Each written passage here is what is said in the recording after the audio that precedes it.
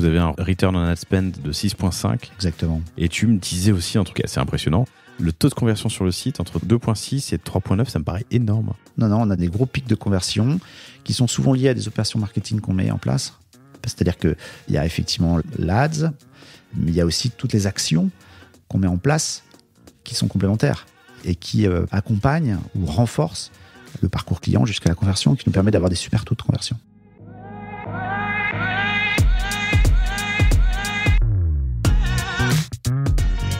Bonjour, bienvenue dans Le Panier, le premier podcast e-commerce. Mes invités cartonnent et me livrent leurs secrets de réussite et les problèmes qu'ils ont rencontrés pour qu'on puisse, ensemble, apprendre à vendre mieux et plus. Mon engagement ici est simple, avoir une conversation sans filtre et sans faux semblant, et à ce que vous repartiez inspiré des succès, mais également des échecs, de mes invités avec les bons outils et les bons réflexes. Je suis Laurent Kretz, cofondateur de Cosa Vostra, agence digitale qui fait des sites incroyables et des strates de communication et d'acquisition sur mesure. On travaille pour des grands groupes comme pour des startups, en France comme à l'international, que ce soit pour lancer un site, refondre un e-commerce, développer un SaaS sur mesure, poser une strate de contenu ou repenser un business model. Contactez-moi sur lepanier@cosavostra.com ou LinkedIn et je me ferai un plaisir de vous répondre. Bonne écoute!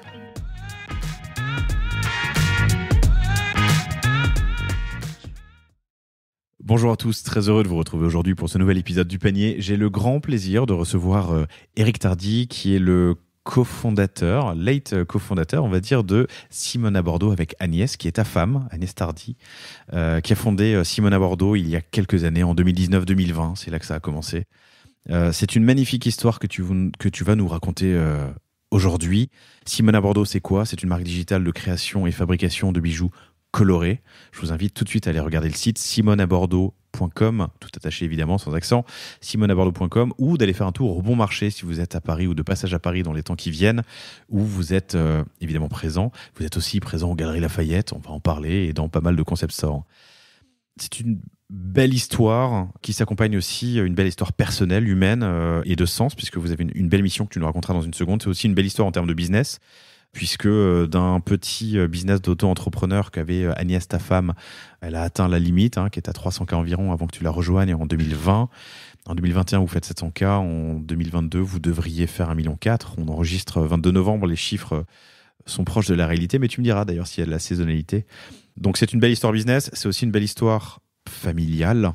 Parce que même jusqu'au chien, dont j'ai oublié le nom, que tu me disais, mais qui traîne dans les bureaux, mais tu as créé ça avec ta femme, il y a ta fille qui vous aide de temps en temps. Et c'est enfin une belle histoire aussi de persévérance, de résilience et de revanche sur la vie, puisque Agnès a créé Simona Bordeaux dans une période un peu difficile. Tu nous en parleras dans une seconde. Je suis très heureux de te recevoir. J'aimerais passer un grand merci à Aude Viau, qui est la fondatrice de Smala. Super épisode, c'est l'épisode 186. Et qui me disait que, alors à la fin de chaque épisode, et je te poserai la question tout à l'heure en off, mais qui est-ce que je devrais recevoir au micro ? Et elle m'a dit Simona Bordeaux. Donc j'ai contacté Agnès sur LinkedIn qui m'a dit contacte mon mari, c'est lui qui gère ce genre de choses, et te voilà là. Bienvenue. Merci beaucoup. Bonjour à tous. Merci Laurent de m'accueillir dans ce podcast dont je suis fan, que j'écoute régulièrement. Donc je suis très fier de participer à mon tour, même si c'est mon premier podcast en réalité. C'est ton premier podcast, mais vous avez fait beaucoup d'interviews, donc tu sais parler à un micro, je crois. Un petit peu. Savez. Ouais. Mais merci en tout cas de ce petit message. Alors il y a plein de fils à dérouler et d'endroits où on pourrait commencer à raconter cette histoire, mais je propose de commencer par la maladie qu'a connue Agnès en 2018, et puis ensuite on déroulera ce qui s'est passé avant, ce qui s'est passé après. D'accord. Il y a quelques années, on a décidé de quitter Paris pour aller nous installer à Bordeaux. Quelques années après, Agnès est tombée malade. On lui a détecté un premier cancer du sein, au sein droit. Et puis un an après, un deuxième cancer du sein, au sein gauche. Tout ça avec beaucoup de traitements, puisque c'est un cancer triple négatif qui est très agressif pour celles et ceux qui connaissent malheureusement. Et du coup, dans cette période, elle a eu la bonne idée et l'envie surtout de créer. Et donc elle s'est mise à créer des bijoux fantaisie. D'abord ce qu'on appelle les colliers de surfeur avec des perles Aichi, qu'elle faisait à ses heures perdues, j'ai envie de dire, quand elle se sentait mieux entre ses chimios. Ses heures gagnées. Comment ? Ses heures gagnées. Ses heures gagnées, pardon. Non, Plutôt ses heures gagnées, il a raison. T'as raison. Ses heures gagnées. Et donc, elle a eu cette jolie idée de créer des bijoux fantasy qu'elle a mis au début vendus ou offerts à ses amis. Et après, mis sur Etsy pour se challenger ou en tout cas s'amuser à voir si ses créations se vendaient. Et ça s'est vendu. Des colliers de surfeurs. Alors moi j'ai dû chercher sur internet. Je voyais bien, mais tu dis que c'est des perles Aichi. Ça s'appelle les perles Aichi. C'est en fait des petites rondelles de néoprène recyclées, teintées, qui s'enfilent les unes à côté des autres pour créer des colliers ou des bracelets. C'est très coloré. Et Agnès avait besoin de mettre de la couleur dans sa vie. Je pense qu'effectivement, elle a eu raison, parce qu'on vivait à cette époque plutôt en noir et blanc. Je veux bien le croire. Et ça, c'était en 2018-2019 ? Oui, jusqu'à je pense que ses derniers traitements, ses dernières opérations même, puisqu'elle a eu 2 ablations, ces dernières opérations ont eu lieu fin 2019, début 2020. Ok. Donc des colliers de surfeurs qu'elle fait d'abord pour ses amis, mais qu'ensuite elle met en vente sur Etsy. Et ça marche pas trop mal. Ça marche pas trop mal. Elle en vend quelques-uns. Je crois qu'elle en vend entre 200 et 250 en 6 mois. Donc c'est pas si mal. Elle fait 10-12 000 euros de chiffre d'affaires. À l'époque, elle a une copine qui est DA, qui lui dit écoute, tu devrais créer une marque, tu devrais créer un site. Et elle l'a encouragée à se lancer dans l'aventure. Alors c'est un premier sujet que j'aimerais bien traiter, et je ne l'ai pas dit en intro. Toi, tu as monté assez rapidement, tu as bossé 5-6 ans je crois avant de créer ta première boîte, si je ne dis pas de bêtises. Alors moi j'ai un profil d'universitaire, j'aime bien le dire parce que souvent dans le monde des startups c'est beaucoup les écoles de commerce. Moi j'ai un profil universitaire. Donc, Sorbonne. Ouais. Et en sortant de la Sorbonne, à mon époque, puisque je ne suis pas tout jeune, 52 ans, à mon époque la voie royale c'est la grande distribution. Donc on va soit chez le distributeur, soit chez l'annonceur. Et donc moi je suis allé chez l'annonceur, chez un lessivier qu'on appelle Henkel en l'occurrence, pour l'un des 3-4 gros, pour apprendre la vente et le marketing. J'y suis resté 2 ans et j'ai en fait à l'époque soit les profils comme les miens gravissaient les échelons dans la hiérarchie, soit partaient.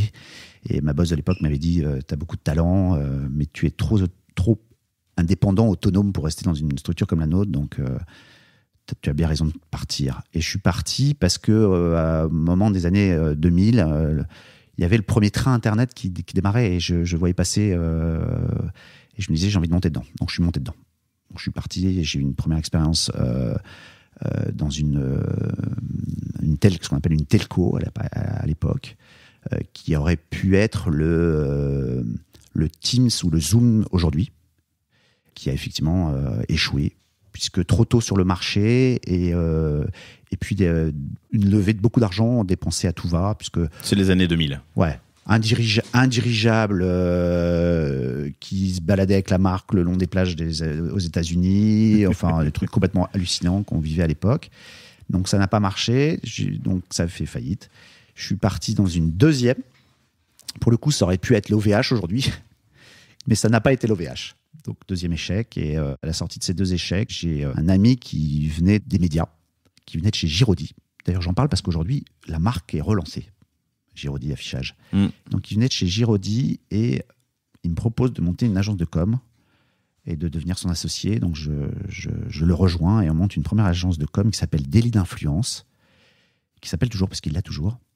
Je trouve que le nom est hyper bien choisi et encore mieux aujourd'hui, puisque à l'époque, parler d'influence, c'était vraiment précurseur. Aujourd'hui, on en parle beaucoup. Donc, cette agence Délit d'influence fait de la com 360. Alors, petit teaser pour la suite, mais on va parler de Véronique Aloubry, entre autres, de Aïssatou Diallo et des Césars et des stars, de Léa Salamé, qui font partie des personnes qui gravitent dedans, autour, près de l'influence et des personnalités de Simone Bordeaux. Donc, très intéressant. Exactement. Délit d'influence, donc une première expérience entrepreneuriale suivie d'autres. Et un jour, vous faites le choix d'aller à Bordeaux. Agnès, elle, c'est sa première boîte. C'est la première fois qu'elle travaille pour elle. Agnès, alors, point d'interrogation. Oui. Agnès, c'est sa première expérience d'entrepreneur, puisqu'elle a un profil d'école. Elle a fait l'ICAR, qui est la version EFAP, mais en mode artistique. Elle commence sa carrière dans les agences de RP.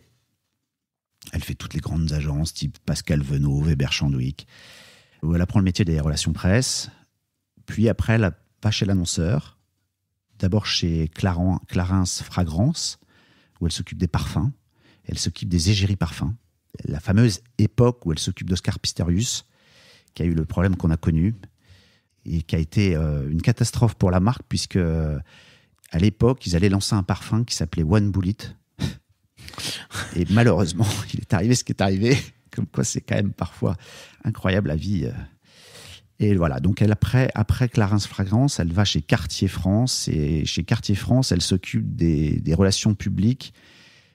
Et chez eux, c'est s'occuper des clients VVIP, c'est-à-dire qu'elle organise des événements pour les plus grands clients de la marque dans le monde entier. Very important people. Et là, elle vit une période extraordinaire puisque c'est, elle est capable de privatiser la Scala à Milan pour un client, faire venir Aleno pour dans une villa à Saint-Tropez pour cuisiner pendant 2 jours, enfin des moments incroyables, privatiser un téléphérique à Courchevel pour faire dîner des clients, une expérience fabuleuse où elle se balade dans le monde entier pour ça. De l'influence de ton côté, tu as bossé plus tard dans l'événementiel. Je te poserai la question tout à l'heure de savoir ce que ça t'apporte aujourd'hui. Enfin, si ça t'apporte quelque chose. Elle, côté RP. Donc voilà un peu pour le cadre. Et cette première création, donc, d'abord sur Etsy de ces colliers de surfeurs. Ça marche, elle fait 12 000 €. Elle en vend à peu près 200, tu m'as dit 200, 250. Oui. Et là, une amie, on en était là tout à l'heure quand j'ai commencé cette longue parenthèse, une amie lui dit attends, je vais t'aider en tout cas à créer un logo et puis à se lancer un peu plus fort, donc sur Squarespace, c'est ça? Exactement. À ce moment-là, ok. Donc, toujours sur des colliers? Alors, elle commence à se diversifier et elle commence à sourcer de nouvelles matières, et notamment le métal émaillé, qui est la matière qu'on travaille aujourd'hui. Ok, alors allez sur simonabordeaux.com pour voir à quoi ça ressemble, mais tu peux nous le décrire? Comme c'est en métal, c'est des perles qui permettent de faire tous les designs qu'on peut, ou qu'on veut, qu'on souhaite, et qui sont après plaqués avec une couleur émaillée. Et aujourd'hui, on se crée un pantonnier sur la base de notre collection best-seller qui s'appelle Colorful, c'est-à-dire qu'on crée toutes les couleurs qu'on veut. Donc on a plus de 200 couleurs aujourd'hui créées depuis le début, 50 qui tournent en permanence sur le site. Et c'est ce qu'elle vend sur Squarespace à ce moment-là? C'est ce qu'elle commence. Alors, elle vendre, les vend à ce moment-là, mais elle les vend en bracelets. Donc, elle commence à se lancer dans les bracelets personnalisés. C'est-à-dire que cette matière permet de mettre de la couleur, mais permet aussi de plaquer des lettres. Donc, on peut créer et personnaliser avec les mots qu'on veut. Alors, si vous êtes en train de conduire ou de courir, tu appelles ça des perles. Et j'étais surpris que tu appelles ça des perles parce que c'est pour la plupart des petits éléments plats. Mais qui permet de faire passer effectivement un fil ou un élastique. Alors autant les colliers j'ai déjà oublié, tu vois, Eichi, j'imagine que ça peut se trouver n'importe où. Là, le métal émaillé, ça devient déjà un peu plus compliqué d'en produire ou d'en acheter. Alors, elle a sourcé un peu partout dans le monde. Elle a trouvé en Asie. Elle a trouvé en Asie, donc elle a d'abord sourcé un fournisseur de perles. Elle a acheté les perles et elle les assemblait elle-même à l'époque. Et quand le volume a commencé à être un peu important, elle a sous-traité l'assemblage à un ESAT, l'ESAT de Pessac, à côté de Bordeaux, avec qui on a travaillé pendant quelques mois, années d'ailleurs même. Et puis après, le volume étant là, on a été obligé de commencer à fabriquer aussi sur place directement en Asie, avec une usine qu'on a aujourd'hui. Une usine partenaire. Ouais, usine partenaire. Donc là, on est encore usine et atelier. On est encore en 2020 quand elle part sur Squarespace. Il y a un autre événement structurant. 2019, je te vois vérifier. Non, 2020. Il y a un autre événement structurant, c'est le nom Simone à Bordeaux. Pourquoi ce nom? Alors le nom a été trouvé par Agnès, la marque appartient à Agnès. Simone, parce que si on fait un sondage, je pense qu'on a tous connu une Simone, de près ou de loin. Moi, c'était ma grand-mère. Pour certains, c'est leur tante. Et puis, c'est aussi des célébrités. C'est des célébrités de femmes, un prénom de célébrité de femme, donc Simone Veil, Simone de Beauvoir. Pour Agnès, c'était Simone Veil. Elle a relu, quand elle a été malade, Une vie de Simone Veil, qui est un livre magnifique. Et ça lui a donné envie de donner ce nom à sa marque. Et puis, comme c'était déjà déposé Simone tout court, on a rajouté à Bordeaux, puisque l'origine venait de Bordeaux, on était installé à Bordeaux, qui nous allait bien parce que Bordeaux est une ville-monde, donc Simone à Bordeaux est connue partout, dans tous les pays. Ouais, Bordeaux connu de partout, évidemment, principalement grâce au vin, j'imagine, entre autres. Mais en plus, ça sonne français. Et en plus, ça sonne français, il y a un côté Simone à Bordeaux, ça sonne très français, mais à l'international, ça passe bien. Simone à Bordeaux, ça exactement. Se dit, quoi. Et puis, il y a un petit côté Martine à la plage, Madeleine de Proust, qu'on aime bien, qui a un côté un peu vintage qu'on a aussi dans nos produits, dans nos bijoux. Elle vend quelques centaines de colliers sur Etsy, elle en vend un peu plus sur Squarespace. Il y a une accélération à un moment cette première phase de la boîte. Il y a une accélération à un moment. Parce que pour l'instant, pardon, excuse-moi, je te coupe la parole, mais pour l'instant, elle est seule. Hein. Donc, elle est seule. Toi, tu bosses, t'es à Bordeaux, tu lui donnes des conseils, j'imagine, mais... Elle est seule, elle fabrique, elle assemble, elle est en partie aidée par les AT. C'est elle qui va à la poste envoyer ses colis. Elle fait tout. Elle fait tout toute seule. On lui file un peu un coup de main à la maison. Sa maman, à l'époque, était là souvent, puisque quand elle était encore malade, sa maman vivait en grande partie à la maison. Sa maman l'a aidé beaucoup aussi. En 2020, donc, quand on nous annonce le confinement, en fait, le premier confinement, à ce moment-là, elle est contactée par Véronica Loubry, une influenceuse du Sud, qui est une ancienne présentatrice télé de notre époque, de mon époque. Je peux me mettre dans ton époque, ça me va. Je suis pas très loin, mais Véronica Loubry, on l'a connue encore, qui a, alors je regardais tout à l'heure, presque 200 000 followers, elle en avait un peu moins, je pense. Elle en avait 100 000 à l'époque, ouais. Et elle est séduite par l'histoire d'Agnès, l'idée d'Agnès, parce qu'Agnès, à côté de Squarespace, a créé aussi un Instagram. Elle a assez vite 3000 followers à l'époque. Mais effectivement, Véronica Loubry la contacte et lui dit j'aimerais riposte un de tes bracelets, qui était effectivement un bracelet duo, sur lequel il y avait marqué Happy et Love. Donc le Happy Love a été riposté par Véronica Loubry. Et là, comment est-ce que Véronica tombe sur le bracelet le Happy Love de Agnès ? Je pense qu'Agnès fait un petit peu d'ads, mais à sa façon, à coût de 15 € par-ci par-là. Et j'imagine qu'elle a dû voir passer la marque et qu'elle a du coup après contacté Agnès. Et à ce moment-là, il n'y a pas encore de RP ? Non, on n'a pas de RP à ce moment-là. Ok, pardon, plus loin, RP, pas D''ERP. Il n'y a pas encore de relation presse à ce moment-là. Donc elle fait ses bracelets, elle les poste sur le... Ouais. Squarespace, elle les vend sur Squarespace, elle crée son Insta. Exactement. Et ça tombe sous les yeux de Véronica Loubry, qui est 400 000 followers, voilà. Et qui se prend d'affection, ou en tout cas de... Qui aime l'histoire, on rentre dans le confinement, elle voit que c'est des bijoux colorés à message positif. Elle voit l'aubaine, elle dit c'est super, j'ai envie de soutenir. Donc elle riposte le duo Happy Love, et là elle explose le site, quoi. On se retrouve du jour au lendemain, c'était à la veille de départ en vacances, on s'endort en se disant elle a riposté, qu'est-ce que ça va donner. Et le matin on se réveille, et là on est obligé, avant de prendre l'avion, on s'y met tous, et on fait tous les colis pour pouvoir les envoyer à temps. Ouais, de pas prendre l'avion, de prendre l'avion. Si, avant de prendre l'avion. Oui, parce que vous partiez en vacances. On partit en vacances, donc avant de prendre l'avion, on se met tous, toute la famille, Jeanne comprise, à préparer tous les colis pour les envoyer en temps et en heure. Voilà. Jeanne, ta fille. Jeanne, ma fille. Ok. Et le chien, non. Le chien nous bat, non. Excellent. Juste l'enseignement qu'on peut en tirer, c'est une belle histoire, mais l'enseignement qu'on peut en tirer, essayer d'être repéré assez tôt, assez vite. Elle a fait de l'ADS. On peut cibler assez précisément des typologies de personnages, des typologies de personas, en tout cas. Ça peut être intéressant d'essayer de toucher des influenceurs en le faisant de cette manière-là, quand on n'arrive pas à les toucher en direct. Le monde de l'influence change vite. Aujourd'hui, versus 2020, enfin ça fait déjà 2 ans et demi, il y a des personnes qui sont moins accessibles que d'autres, mais on peut toujours trouver des influenceurs, influenceuses, ou en tout cas des personnalités publiques qui ont un poids, une part de voix, et d'essayer de leur pousser vos idées, vos produits, chères auditrices, chers auditeurs. Donc, événement fort, grosse accélération, obligé de faire les paquets le lendemain avant de partir en vacances. Exact. Et du coup, comme ça marche très très bien, elle propose toutes les deux de créer une première collab. Et elle lance à la sortie du confinement, là, en juin, quand on a eu droit de sortir à nouveau. Elle lance ensemble, pour le coup, elle le crée ensemble, elle le co-crée ensemble. Elle lance un duo qui s'appelle Feeling Alive, Feeling Alive, se sentir en vie. Donc c'était parfait pour la période qu'on venait de traverser. Elle fait une série limitée de 200 duos qui sont vendus sold out en 48 heures. Génial. Et elle passe de 3000 followers à 20 000 followers. Ok, hyper intéressant. Donc son Insta devient un Insta de bonne taille. Ouais, 20 000, c'est pas rien. C'est pas mal. Ok. Pour être toute seule, c'est pas mal. On est courant 2020.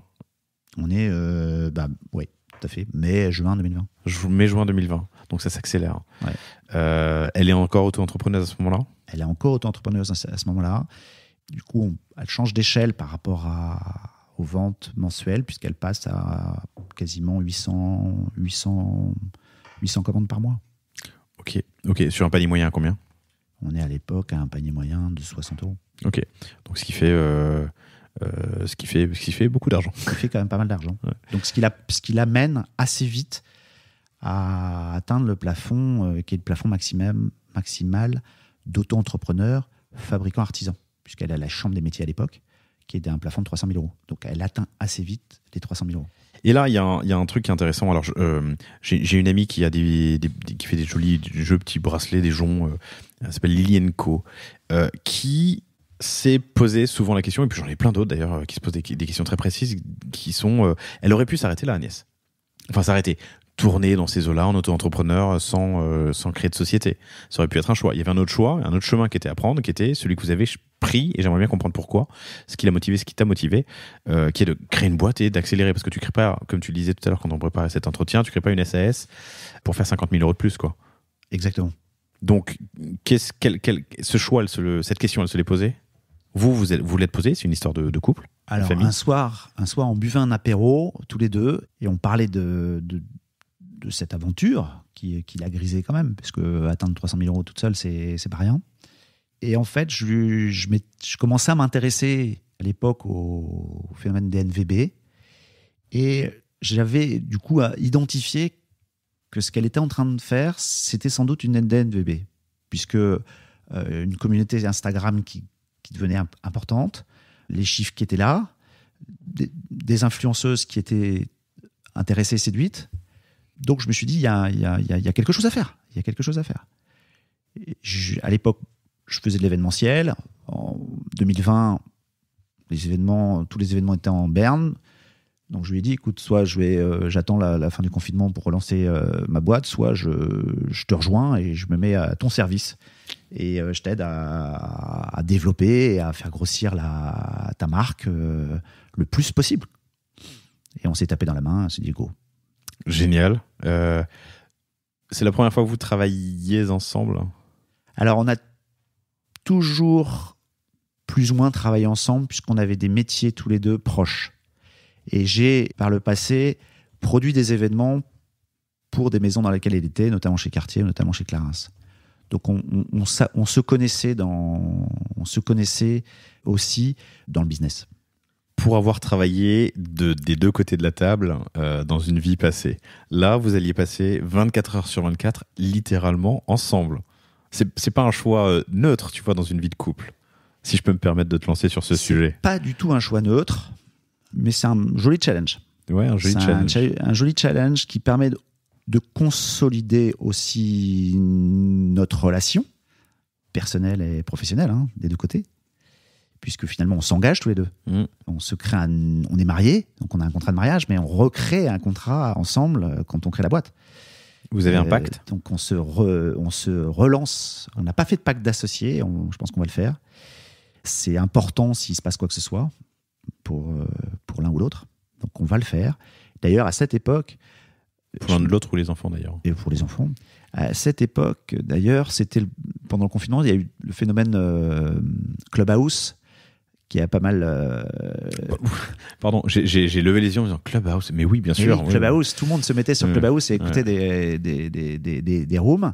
Et à l'époque, j'ai fait une room avec Feed sur la thématique du couple business. Parce que ça intriguait les gens, en fait. Et en fait Feed, avec Anthony? Ouais, avec ses équipes.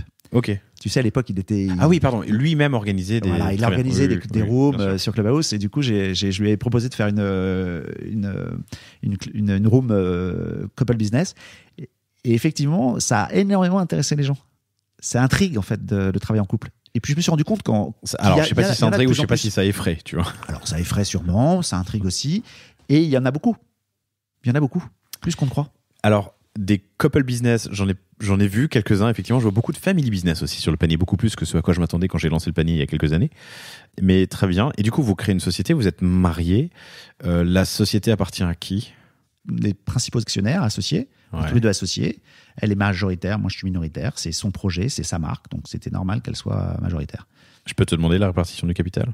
Tu n'es pas obligé de me répondre, mais... 51-49. Ouais, très bien, ok. Et vous vous faites accompagner à ce moment-là ? Vous posez des questions, est-ce que vous mettez une charte de la bonne relation de couple en entreprise ? Est-ce que tu vois, ou est-ce que plus tard vous vous faites accompagner ? Comment Alors on le fait pas. Comment est-ce que vous vous protégez ? Pardon, je termine la question plutôt que de m'arrêter au milieu. Comment est-ce que vous vous protégez de potentielles frictions futures ? Alors on le fait pas. On le fait pas au début. On est en train de le faire maintenant, puisque au début on a eu tellement de choses à faire qu'on n'a pas pris le temps d'y penser. Aujourd'hui, on se fait accompagner par une coach qui effectivement nous accompagne pour surtout bien définir le qui fait quoi et qui nous amènera sans doute derrière à peut-être rédiger un pacte d'associés. Alors, c'est une fois de plus votre aventure, mais à quels endroits y a-t-il eu peut-être de la friction ou du doute ou du flou ? C'est la répartition des rôles qui est compliquée, c'est l'ego de chacun aussi qui entre en jeu. On est dans des process, maintenant qu'on a des équipes, puisqu'on est 14, on a des process, dans les process de validation aussi, c'est pas forcément évident de qui valide quoi. Parfois, on se rend compte que finalement, ça nécessite une double validation. Donc voilà, c'est aussi pour que les équipes ne soient pas perdues et arrivent à être bien managées. Je souris à pleines dents parce que je suis en train de me dire, mais en fait, c'est comme quand ma fille, ou mes filles, parce que j'en ai deux, c'est pas à qui demander, ou c'est justement à qui demander un truc. Est-ce que c'est papa, est-ce que c'est maman, ou est-ce que je demande à maman si papa m'a dit non, ou l'inverse, quoi. On est un peu, alors les filles, parce qu'il y a beaucoup de filles au bureau, se moquent de nous et nous appellent papa et maman Sab, mais c'est exactement ça, parce que parfois, Simone à Bordeaux. Ils vont demander à l'un ou à l'autre, et ils en profitent un peu aussi. Donc c'est pour ça que c'est pour nous qu'on le fait, mais c'est aussi pour éviter ça, pour éviter qu'il y ait des failles et des biais, et que du coup, ils en profitent. SAB Simone à Bordeaux, oui, SAB, c'est Ok, intéressant. Donc vous vous lancez sans trop y réfléchir à ce moment-là, parce que vous étiez bien sous l'eau, j'imagine. Vous commencez à cadrer un petit peu pour être sûr qu'il n'y ait pas de friction dans le futur, quoi. Exactement. Très bien. Vous posez une mission ? Parce que j'imagine qu'elle a fait ça de manière très organique, très naturelle. Est-ce qu'à un moment, tu poses une charte, tu vois Alors, elle fait ça de manière très organique et très naturelle. Quand j'arrive dans l'aventure, je suis là pour l'accompagner et pour structurer et pour recruter. Moi, je viens d'une expérience d'entrepreneuriat assez dans la com assez forte, puisque je sors aussi de quelques années d'organisation d'un forum économique où on traite de nouveaux sujets, notamment de RSE et de développement durable, puisque je suis à l'origine de la création du LH Forum, qui est le forum qui a lieu au Havre, accueilli par Édouard Philippe et co-organisé avec Jacques Attali. Et je réfléchis à tous ces sujets, ces nouveaux sujets, de comment on mesure la performance d'une entreprise autre que par les indicateurs financiers.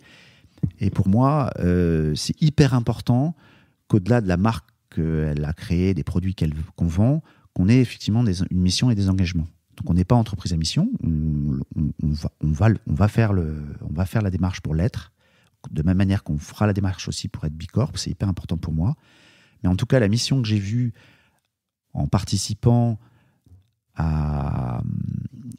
notamment à des marchés qu'Agnès faisait à une époque, elle faisait des marchés physiques, notamment à Darwin à Bordeaux ou à Lisieux quand on était en vacances, c'est-à-dire que la rencontre avec les clientes, j'ai perçu que les clientes achetaient nos bijoux colorés parce qu'elles les aimaient, mais elles achetaient aussi l'histoire d'Agnès et la force de résilience qu'elle a eue quand elle était malade pour entreprendre.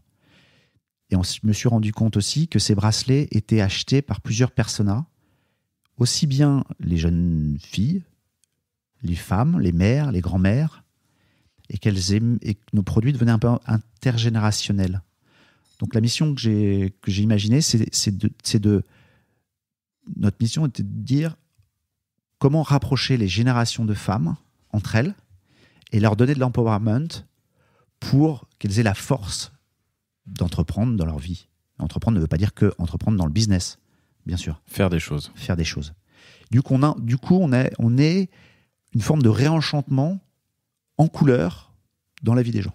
Et c'est pas moi qui le dis d'ailleurs, c'est des témoignages clients qu'on a reçus souvent qui nous disent « Vos bracelets sont vraiment beaux et quand je les porte, je me sens différente. » Très beau. Tu l'as rejoint et vous créez la société fin 2020. Et puis là, c'est une belle accélération. Elle avait fait 300K, elle avait atteint le palier.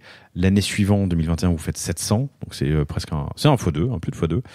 Cette année, vous allez faire 1,4 million. C'est une très belle croissance qui a plein d'ingrédients dans cette accélération. J'aimerais commencer par la distribution. Aujourd'hui, vous faites 50% en ligne sur le site de Simone à Bordeaux. On fait 50% de nos ventes via notre e-shop, Shopify. Okay.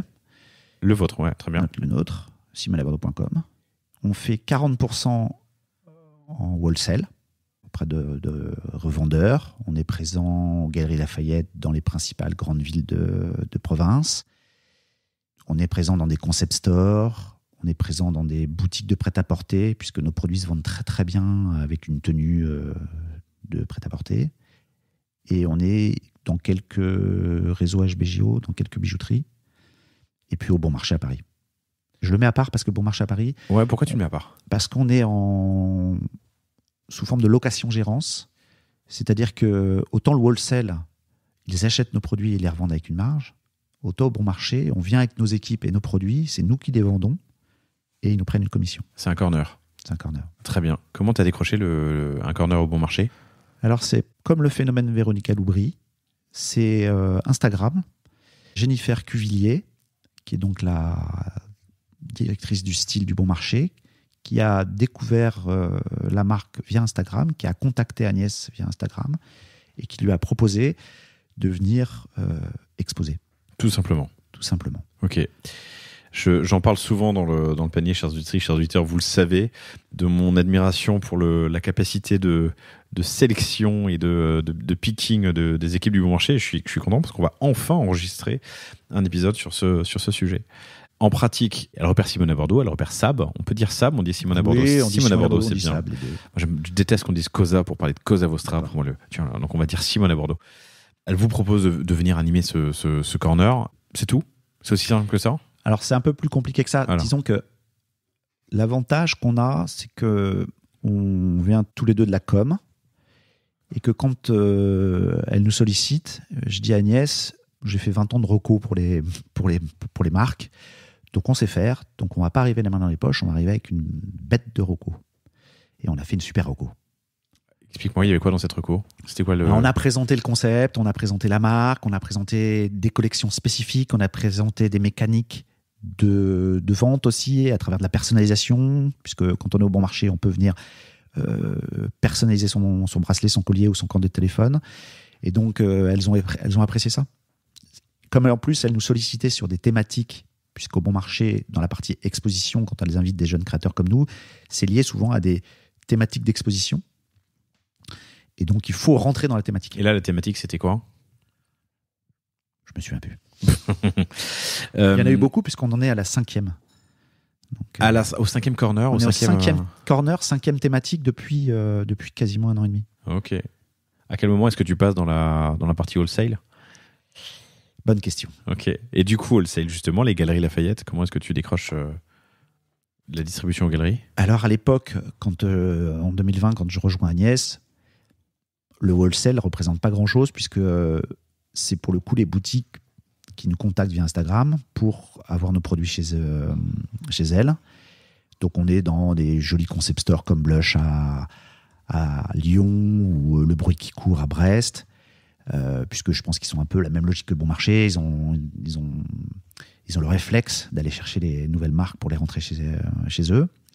Donc, on a une 40aine de boutiques à l'époque en 2020, début 2021. Et donc, pour accélérer, on me conseille de rencontrer des agents, ou en tout cas d'avoir un showroom à Paris.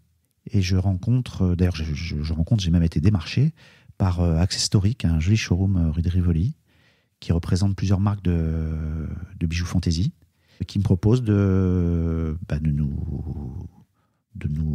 représenter. Donc, on fait notre premier salon Who's Next en septembre 2021. On a un stand partagé avec les autres marques qu'elle représente et on fait un carton. C'est-à-dire que de 40 boutiques qu'on avait à l'époque, nous, et qu'on gérait en propre, je pense qu'elle rentre 150 boutiques supplémentaires. Ok. On monte à 200. Ok. Et aujourd'hui, vous êtes à combien? 180, parce qu'on en a perdu quelques-unes. Ok.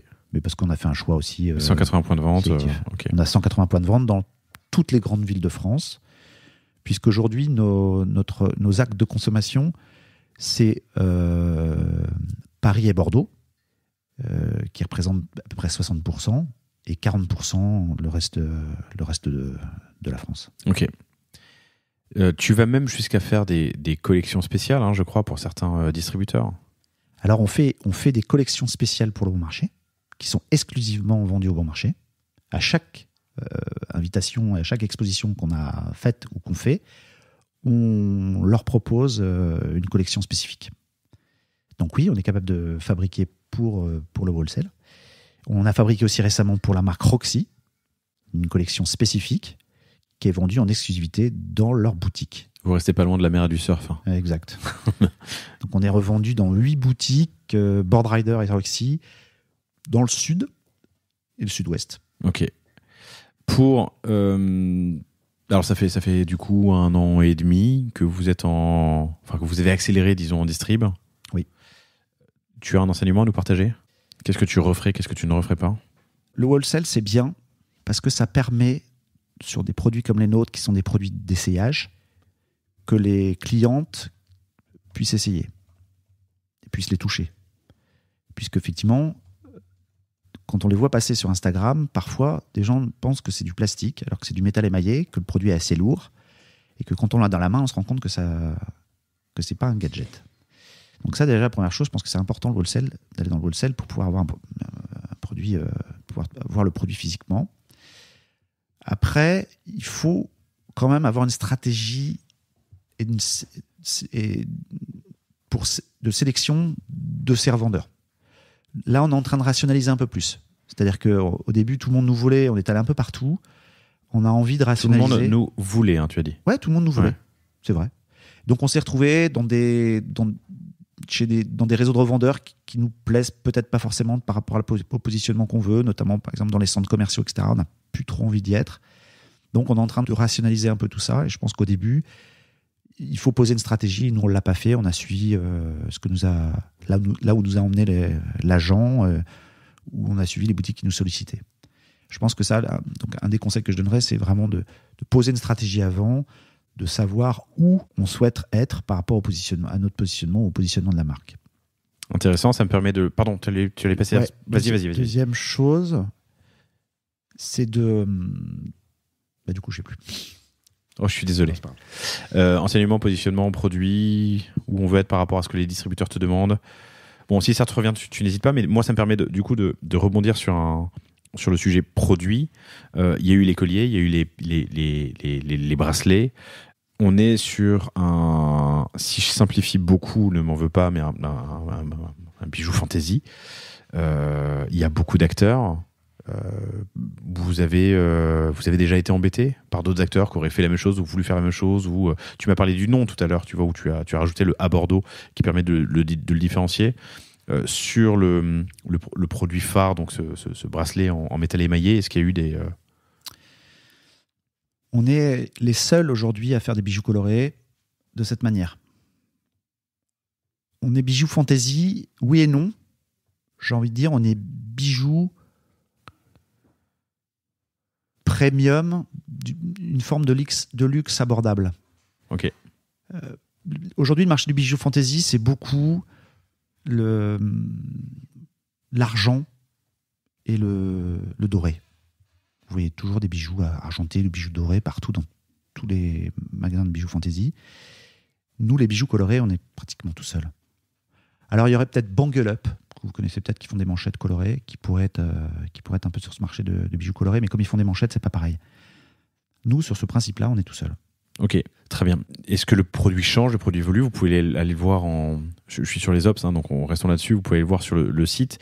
On a des perles octogonales, j'ai pas compté, mais à peu près, je crois. 1, 2, 3, 4, 5, 6, non, comment on dit, hexagonales. Mais il y a aussi des perles carrées, il y a des formes, il y a des petites fleurs. Ces évolutions, du coup, comment est-ce que vous procédez aujourd'hui pour les faire? C'est un design en interne qui est, je crois comprendre, dirigé par Agnès. Alors, c'est Agnès qui continue à créer avec Nawel, qui a recruté récemment, qui est venu pour l'aider sur la partie création et production. Tout est conçu à Bordeaux en interne. Elles choisissent la forme des perles, donc ce qu'on appelle nous le design, et les couleurs qu'elles assemblent les unes à côté des autres, mais de manière réfléchie, pensée. C'est pour ça que c'est joli. Parce qu'on pourrait imaginer, alors, pour les bracelets unis, ok, on met des perles unies les unes à côté des autres. Mais dès que ça devient un peu sophistiqué, avec des designs ou des formes ou des couleurs qui changent et qui s'assemblent les unes avec les autres, là, c'est un peu plus complexe. Donc, ça pourrait... Donc, elles réfléchissent, elles font des tests et elles regardent comment les couleurs s'assemblent ensemble. Parce que c'est ça la magie de nos bijoux, c'est que on a plusieurs collections, on a une profondeur de gamme qui est importante et tout s'assortit, tout s'accorde ensemble. Ok. Donc ça veut dire que les clientes rentrent chez nous pour acheter un Colorful, qui est donc le bracelet uni. Aujourd'hui, on a développé plus de 200 Pantones. On en a 50 qui tournent en permanence sur notre e-shop. Et ces bracelets unis, après, s'assemblent avec d'autres designs, d'autres coloris, multicolores. Et elles se créent leur propre manchette.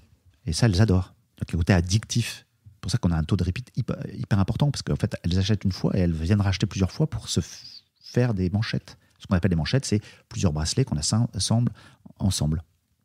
Très bien, plus ou moins large, plus ou moins épais, dans différentes couleurs ou des couleurs assorties. Et l'avantage, pardon Laurent, l'avantage de ces manchettes, c'est qu'un bracelet qui coûte 30-40 euros, chez nous c'est à peu près la gamme de prix.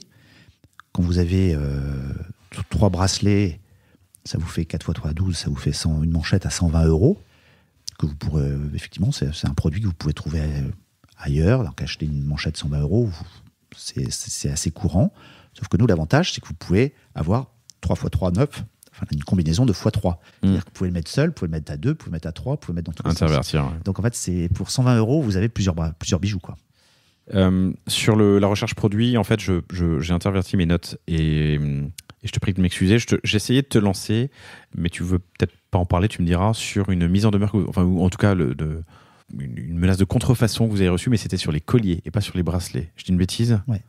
On a ça, on est souvent, comme on est de plus en plus connu, qu'on est sur un marché ultra concurrentiel, il y a effectivement des acteurs qui s'amusent à attaquer des marques pour essayer de récupérer du pognon, pour dire vulgairement les choses. Donc oui, on a été mis en demeure plusieurs fois sur différentes collections pour attaquer pour contrefaçon ou parasitisme. Mais il se trouve qu'aujourd'hui, c'est quasiment indéfendable devant un juge, puisque c'est très compliqué de s'attribuer la paternité et l'origine de ce type de perles ou de formes. C'est là la difficulté. C'est-à-dire qu'on n'est pas en train de parler d'un brevet. Donc ça fonctionne pas vraiment, en fait. Donc à chaque fois, on arrive à les débouter. Mais c'est vrai que nous, on fait attention. Et de plus en plus, on essaie de déposer à l'INPI des modèles et dessins pour au moins justifier de la date d'antériorité qui peut se justifier devant un juge. C'est ça. Je crois que c'est l'enveloppe solo ou l'enveloppe, je ne sais plus comment ça s'appelle. Alors on fait l'enveloppe solo, mais on fait aussi dépôt de dessins et modèles, okay. Notamment pour les bagues. On a une gamme de bagues, et là pour le coup, elles sont vraiment totalement dessinées par Agnès, et on essaie de les protéger le plus possible. Compris. Même si elles sont déjà copiées. Les designs se font en interne avec Agnès et Nawel. Puis partent chez votre partenaire en Asie, puisque tu m'expliquais aussi que le savoir-faire pour l'instant, on l'a pas encore ou pas assez développé de notre côté de l'Oural. En fait, quand Agnès a commencé avec les colliers et bracelets de surfeur en perles HI, elle assemblait elle-même ou elle sous-traitait à l'ESAT de Pessac une partie de la fabrication. Puis quand elle est passée sur la matière en métal émaillé, au début, elle le faisait aussi elle-même, puis après, les volumes étant là, qu'elle a dû demander en fait à son fournisseur de perles de fabriquer une partie. Donc aujourd'hui, notre partenaire en Asie, donc à EU, en dessous de Hangzhou, en Chine, est un partenaire vraiment depuis le début, qui fait très attention à la qualité, qui fait très attention à la transparence aussi sur toute la chaîne de fabrication. Pour nous, c'est hyper important. C'est-à-dire que, oui, au début, j'ai vu ça d'un mauvais œil en disant, oui, la Chine bashing en ce moment, ça va être compliqué pour nous, etc. Et j'ai dit, Agnès, on va pas s'en cacher. On va dire qu'effectivement, une partie est fabriquée là-bas. Et on va, en tout cas, surveiller de la manière de comment c'est fabriqué. Donc en fait, c'est pas trop le made in, mais c'est plutôt le made how, c'est-à-dire c'est pas d'où ça vient, mais comment c'est fait. Parce que il peut y avoir aussi des usines en France ou en Europe qui maltraitent leurs salariés et qui ont des comportements inadmissibles. Donc c'est pas qu'il n'y a pas que la Chine. Faut arrêter avec ce sujet-là. Nous, en tout cas, notre partenaire, il est irréprochable. On avance main dans la main avec lui. On a un partenaire, un relais local français de confiance qui va visiter les usines, faire le contrôle qualité pour s'assurer effectivement qu'on ait une totale transparence sur la chaîne de fabrication. Donc c'est vrai que c'est un sujet aujourd'hui pour nous. On aimerait rapatrier ce savoir-faire en France. Ça fait 1 an et demi qu'on est dans l'aventure. On n'a pas forcément ni le temps, ni les moyens, ni le recul pour le faire. Mais ça fait partie de la feuille de route. On va petit à petit essayer de rapatrier ce savoir-faire-là en France pour pouvoir fabriquer et relocaliser la production. Donc on a déjà avancé, puisque on a déjà pris des contacts au Portugal qui pourrait faire une partie, et puis en France, à côté de chez nous, là en Dordogne, une autre. Donc ça nous permettrait d'avoir une gamme accessible, abordable, une gamme un peu plus premium et une gamme un peu plus luxe. Donc dès l'année prochaine, on devrait avoir 3 gammes différentes. Mais comme notre mission, c'est de permettre aux femmes et à toutes les femmes de porter nos bracelets, on veut garder cette gamme accessible. Gamme accessible. Donc, production, recherche, produit, en tout cas, nouveaux produits que vous faites en interne. Vous avez déjà essayé en externe, en co-création avec des utilisateurs, par exemple ? Alors, on aimerait beaucoup le faire. On a lancé une opération l'année dernière pour faire participer notre communauté. On voulait co-créer un bracelet avec notre communauté. On a lancé une opération qui s'appelait Colorful Me. En gros, on leur envoyait un gabarit et la communauté pouvait s'amuser à faire le design de la perle qu'ils souhaitaient, les couleurs, etc. Ça n'a pas fonctionné. On a eu très peu de retours. On était hyper déçus parce qu'on était hyper fiers de cette OP. On s'est dit ça va être génial, ça va être un carton. Ça n'a pas fonctionné, on a eu très peu de retours. On a quand même fait gagner et on a fabriqué le bracelet de celles qui avaient joué le jeu.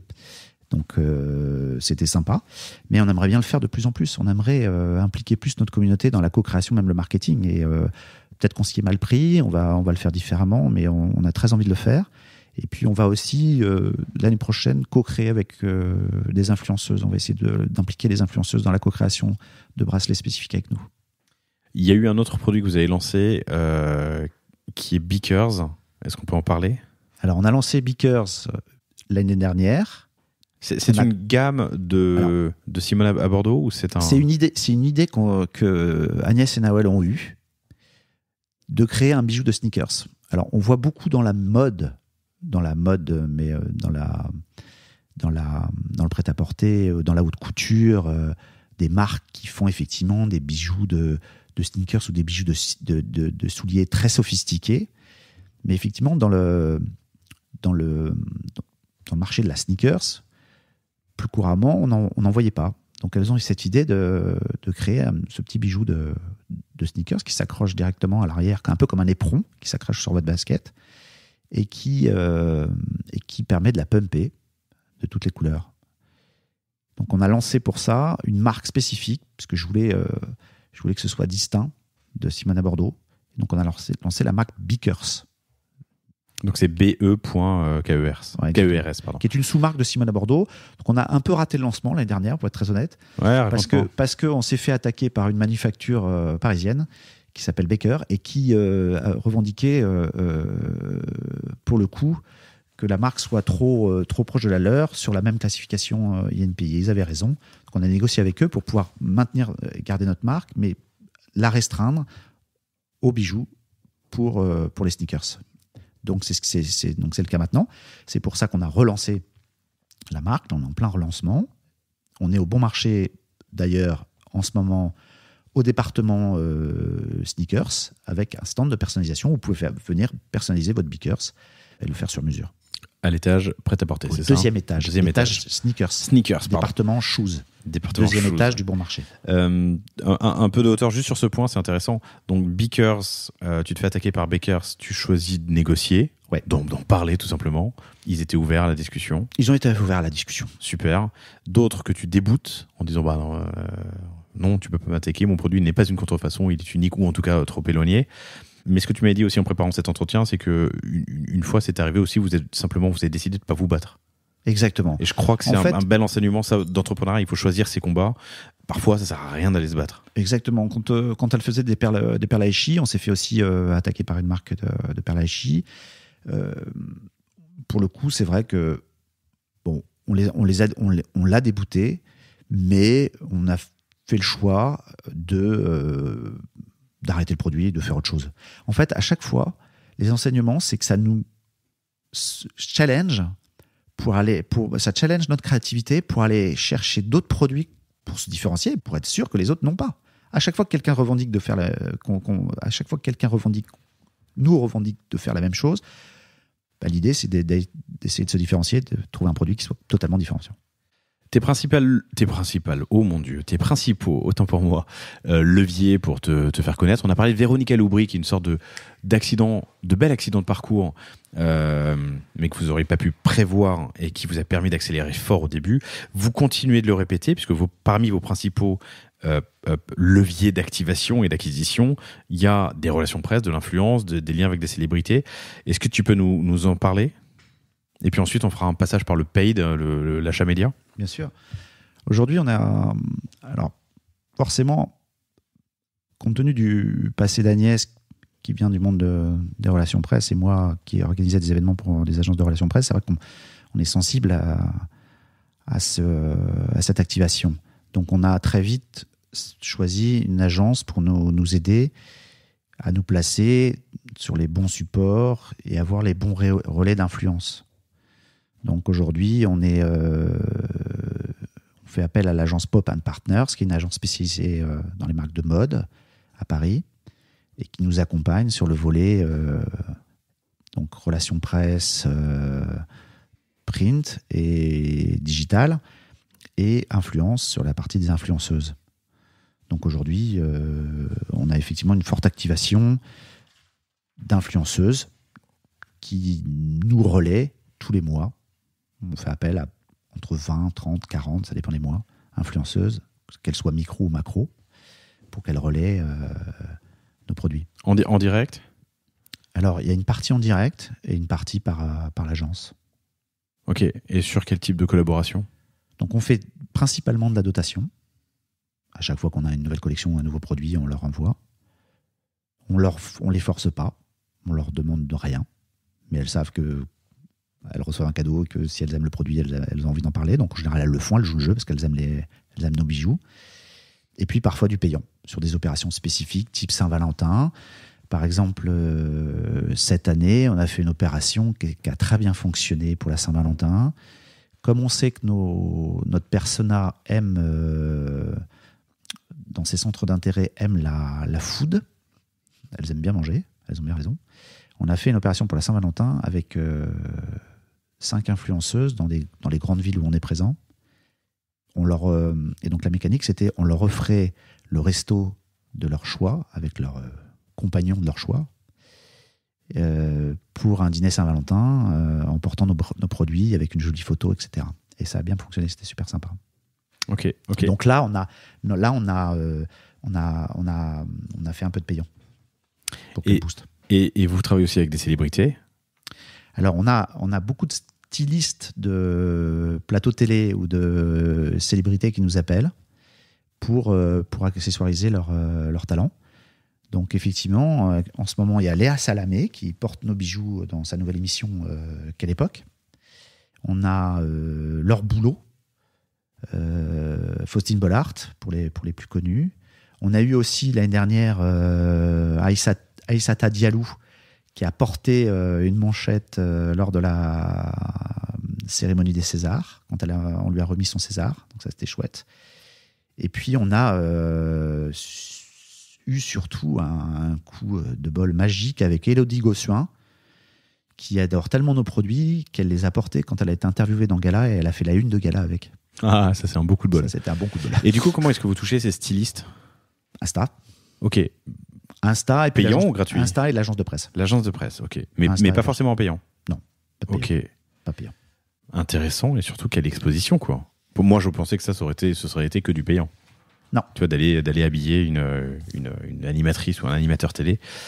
Ok. Les pillards, vous en faites toujours ? Vous en venez en partie ? Donc les pillards, on en fait toujours. C'est important pour nous de nous voir dans les magazines. Donc dans les féminins. Donc on est souvent dans Verso Femina, dans Biba, dans Gala, dans Elle. On a été plusieurs fois dans Elle. Ça, pour nous, c'est un magazine. C'est le Graal. Un magazine qu'on aime bien. C'est le Ok. Graal. Et puis beaucoup sur la presse digitale. Donc si on prend le mois d'octobre, là on est en novembre. Donc si on prend le reporting du mois d'octobre, par exemple, on a eu 50 parutions, ce qui nous fait à peu près un équivalent de 25 000 euros. Je parle de parutions d'influenceuses. Ouais. Et on a eu aussi pas mal de parutions presse. Et on a un équivalent de 46 000 euros. Là, tu parles du mois d'octobre. 26 000 en print Ouais. et 20 000 en web. Ouais, c'est-à-dire qu'on a des bonnes retombées. Ok. Donc, par rapport à ce que ça nous coûte tous les mois En invest, avec l'agence. Ouais. on a des très bons équivalents médias en retombées.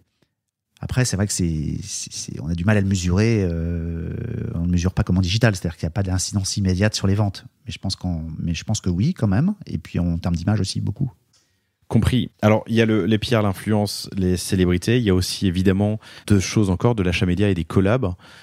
Les collabs, c'est toujours une belle manière de se faire connaître sur des nouveaux bassins d'audience en s'alliant à une marque qui a une certaine légitimité, crédibilité sur un marché. Vous l'avez fait avec Blissim, je crois, et vous êtes présent chez Choose aussi. Alors, on a effectivement, fait une box avec Blissim. Ouais. C'est l'ancien Birchbox, là, qui marche très bien. On a fait une box postpartum.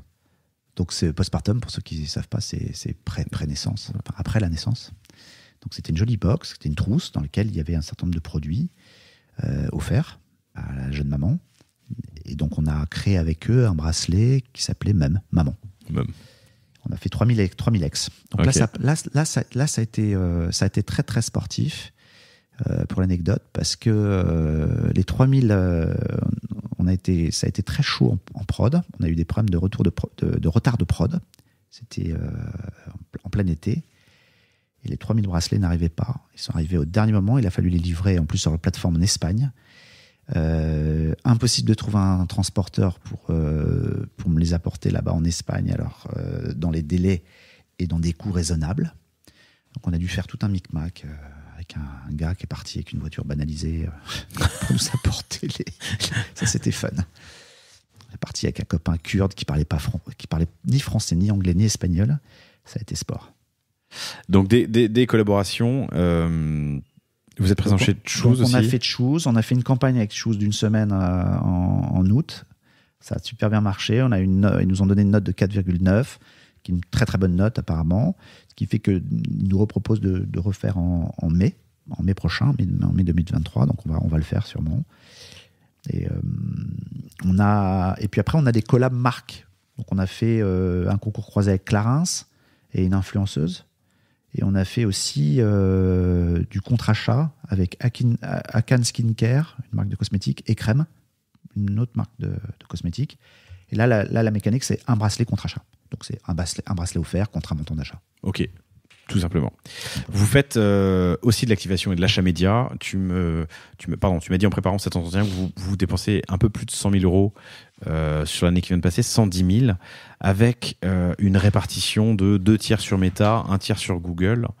Tu peux me parler un peu de vos objectifs et de la manière dont vous les atteignez? Alors, de la stratégie, enfin, quelle est votre approche? L'acquise, on a Manon en interne qui gère le digital, qui gère aussi la relation avec notre agence de marketing digital qui est basée à Londres, qui s'appelle Nox Momentum, qui a été fondée par 2 anciens de Med, donc Julien Caléed et Yann Poulain, qui sont super bons, qui travaillent que pour des grandes marques et qui ont bien voulu nous prendre parce que recommandés par un intermédiaire qu'on aime bien tous les deux.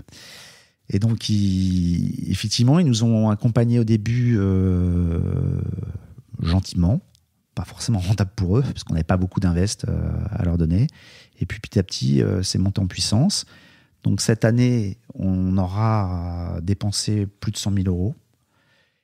Effectivement, avec la répartition que tu dis par rapport à... Donc, 2 tiers Meta, 1 tiers Google. Ouais. Et donc, pour l'instant, on fait effectivement ça. C'est-à-dire de l'Insta et du Facebook et du Google. On est sur des campagnes de prospecting, du retargeting et du lead generation. Ok, tu as des enseignements à nous partager ou peut-être des erreurs que vous aurez pu commettre? Les enseignements que je pourrais partager, c'est qu'il faut tester. On est nous, on est une nouvelle marque. On doit se rendre désirable. Donc, il y a du test à faire sur la marque, la désirabilité de la marque, la notoriété et la désirabilité de la marque. Et puis, des tests à faire sur le produit. Donc, on teste énormément nos formats. Donc, on a testé des formats carousel, des formats GIF, des formats réels, des formats dynamiques avec plusieurs photos. On a même testé, et ça marche très bien, du boost post-influenceuse. C'est-à-dire que on demande d'autorisation à certaines influenceuses qui nous ont posté et on fait un petit carousel avec leurs posts, leurs jolis posts qui ont bien fonctionné et on les rebooste nous en pub. Et ça marche super bien. Tu boostes leurs posts, on est d'accord? On booste leurs posts avec elles nous font confiance. Ouais.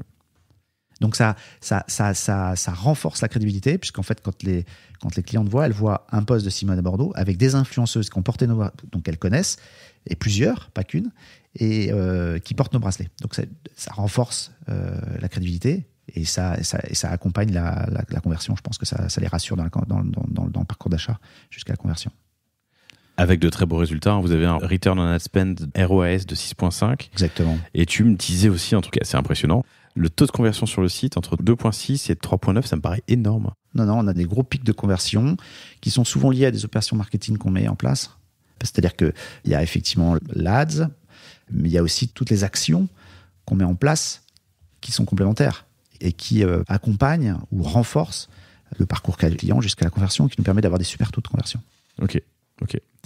Donc c'est vrai que le job de Manon, elle le fait plutôt bien. Alors Manon, c'est donc ta grosse hacker en interne. Je pourrais l'inviter la prochaine fois pour un catch-up et qu'elle rentre dans le détail. Exactement. Enfin, elle sera ravie. Cool. J'ai travaillé le podcast avec elle ce week-end. C'est elle qui m'a donné un petit peu tous les chiffres, parce que je me suis rendu compte qu'effectivement, en préparant ce podcast, parce que j'aime bien préparer les choses, j'ai le profil MBTI de directeur, donc apparemment, quand on a ce profil-là, on prépare les choses. Contrairement à ma femme qui est entrepreneur, et elle n'a pas besoin de préparer. Moi, j'ai besoin de préparer. Elle fonce et puis elle prépare ensuite, quoi. Et donc, c'est elle qui m'a donné un peu les chiffres. Et en fait, je me suis rendu compte qu'elle faisait bien le job, mais que j'étais pas forcément au courant de tout.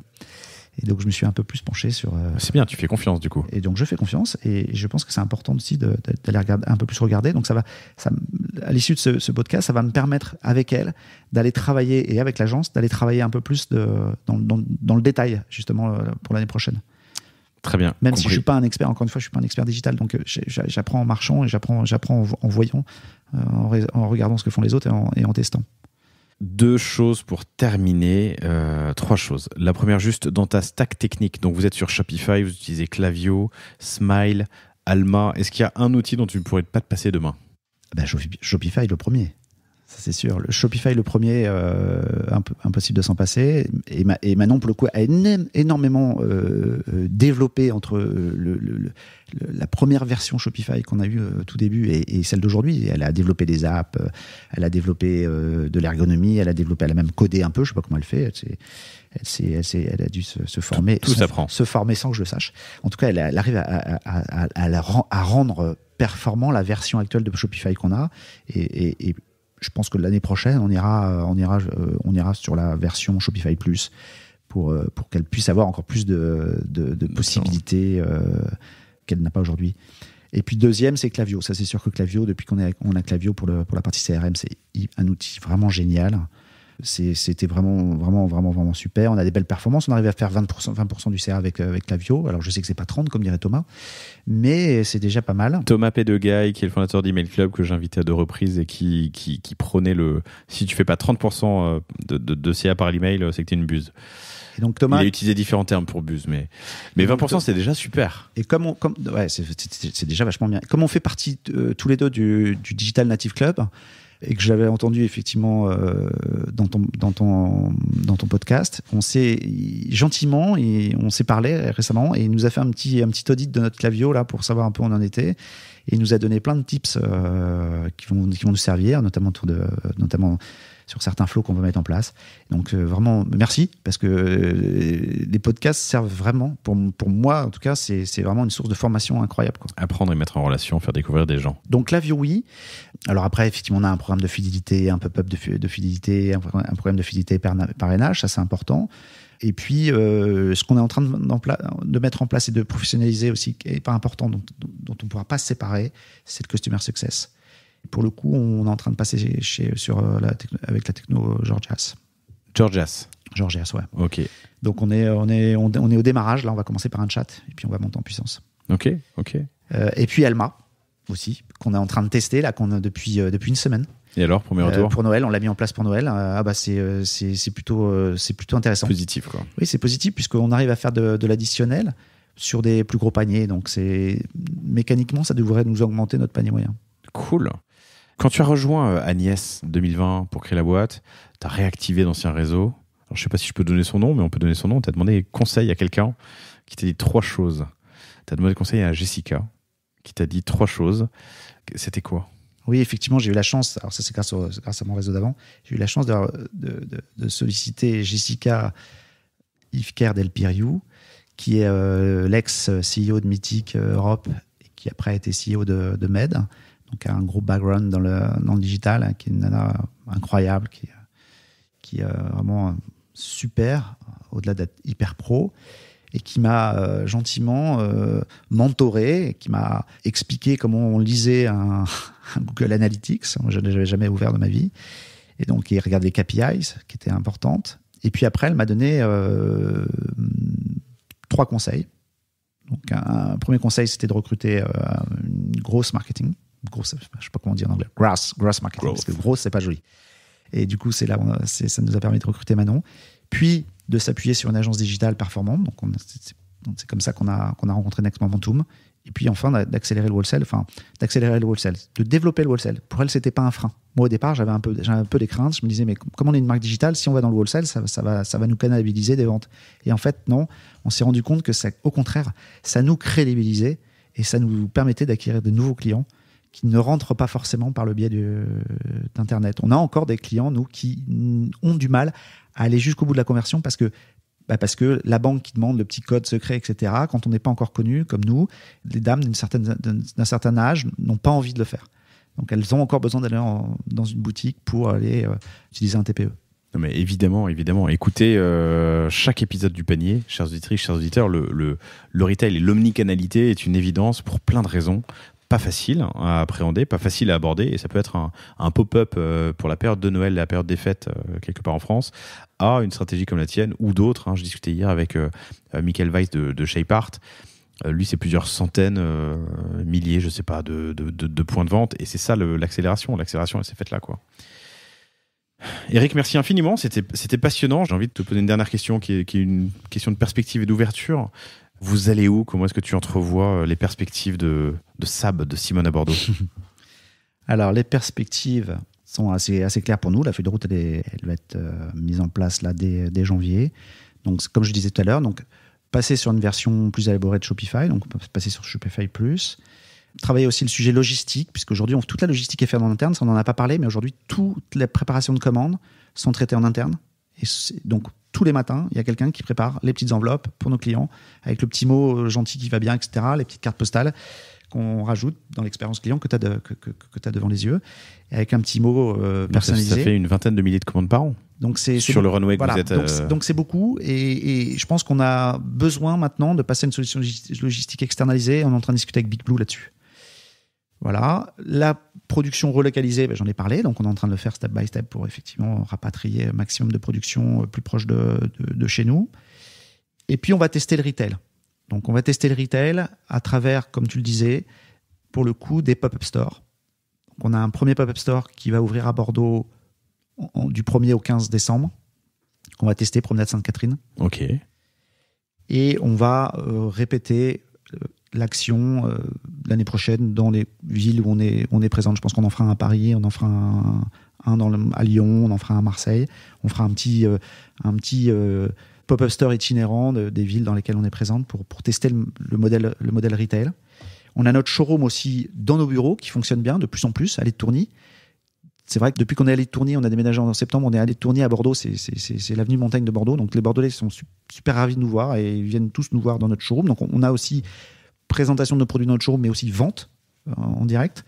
Donc ça, c'est un modèle qu'on va développer davantage. Ah, j'y passe tout le temps, aller de Tourny. Ok. On est au 44. Très bien. Et l'international qui commence à pointer son nez parce qu'on a de l'attraction, notamment aux US. On a Saks New York l'acheteuse de Saks New York qui nous a sollicité. Donc on est en train de discuter avec elle. On a Nordstrom, l'enseigne Nordstrom, réseau de grands magasins dans le nord des États-Unis qui nous ont sollicité aussi.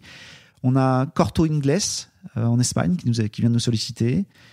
Donc voilà, donc on est en train de regarder aussi l'international, comment y aller. Donc on se fait accompagner par un consultant externe sur l'export pour y aller tranquillement, step by step, et pas se planter. Ça fait toujours un peu peur de parler de l'export. Donc voilà. Donc plein de beaux projets dont on pourra parler. Donc aujourd'hui, on est dans le jargon digital, on s'est bootstrappé là, c'est ce que je dis toujours. C'est-à-dire qu'on n'a pas levé d'argent, on s'autofinance. Je suis en train de préparer un deck parce que je pense que assez vite, on va solliciter soit la banque déjà en premier lieu, qui est d'ailleurs OK pour nous suivre, pour faire un peu de dette, et en deuxième temps, aller lever de l'argent pour nous permettre de recruter des équipes plus seniors et puis accélérer plus vite, quoi. Cool. Eric, c'est un beau programme. Merci infiniment pour ton temps, ta transparence. C'est une belle histoire. Je vous souhaite tout le meilleur pour la suite. Vous pouvez contacter Eric Tardy, T-A-R-D-Y, sur LinkedIn, et Agnès, évidemment, Tardy, T-A-R-D-Y. Évidemment, rendez-vous sur simonabordeaux.com ou sur les réseaux Instagram. Entre autres, de Simone à Bordeaux. Merci. Merci Laurent. J'ai passé un super moment, c'était chouette. Et le soleil est là. C'est à Paris. C'est une belle lumière ce matin pour notre enregistrement. Et merci à vous tous. Je vous souhaite une excellente journée, une excellente soirée, un excellent run, une excellente route si vous y êtes. N'oubliez pas de vous inscrire sur la newsletter sur lepanier.io. Et je vous dis à bientôt. Salut. À bientôt. Au revoir. Merci d'avoir écouté cet épisode du panier jusqu'au bout, j'espère qu'il vous a plu. Si c'est le cas, abonnez-vous pour ne rater aucun épisode, parlez-en autour de vous et surtout laissez-moi une note et un commentaire 5 étoiles sur Apple Podcast. N'hésitez pas non plus à le partager à chacun de vos amis dans le business, chaque nouvel auditeur est une victoire. Si vous avez besoin de lancer ou refondre votre site internet, de créer un Shopify ou un WooCommerce, de performer avec une stratégie de contenu efficace, n'hésitez pas à me contacter à l'adresse lepanier@cosavostra.com. On se fera un plaisir de vous répondre. Et enfin, et surtout, inscrivez-vous à la newsletter du panier sur lepanier.io. À bientôt pour un prochain épisode.